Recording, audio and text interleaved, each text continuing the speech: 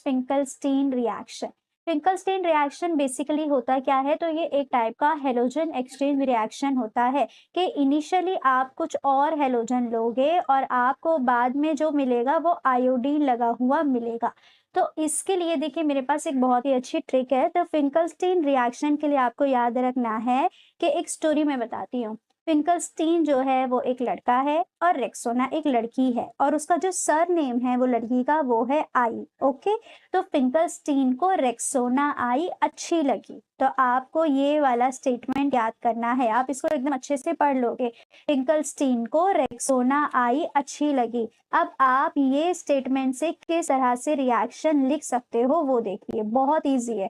आपने ये स्टेटमेंट याद कर लिए, अब आप इजीली इससे क्या कर सकते हो, रिएक्शन को लिख सकते हो।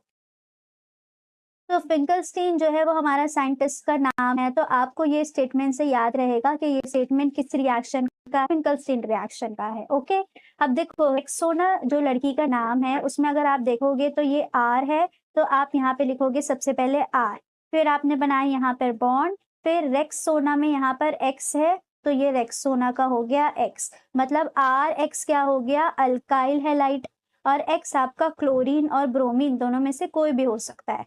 फिर रेक्सोना में आप यहाँ देखिए एन ए है, तो ये एन ए स्मॉल है लेकिन आप यहाँ पर इसको कैपिटल लिखोगे तो ये हो गया एन ए यानी सोडियम, और उसका जो सर नेम है आई, तो यहाँ पे आप लगा दोगे आई। तो रेक्सोना आई से आपने पूरा फिंकलस्टीन का रिएक्टेंट बना दिए। अगर आपको रिएक्टेंट मालूम है तो आप इजीली प्रोडक्ट लिख सकते हो। और आपको ये कैसे याद करोगे आप, तो अगर आप यहाँ देखोगे तो ये अच्छी है, तो ये अच्छी के ए सी से आपका याद करोगे कि आपका जो कैटलिस्ट है वो ए सी से स्टार्ट होता है, तो वो कौन सा है, एसीटोन है। तो फिंकलस्टीन को रेक्सोना आई अच्छी लगी, इससे आप जर्नल रिएक्शन बना दोगे।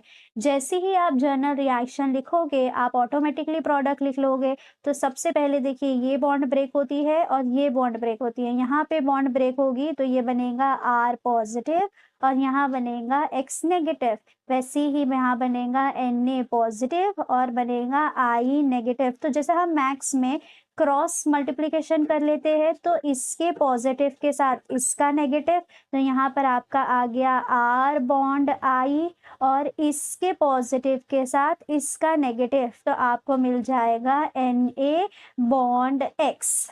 सिंपल है।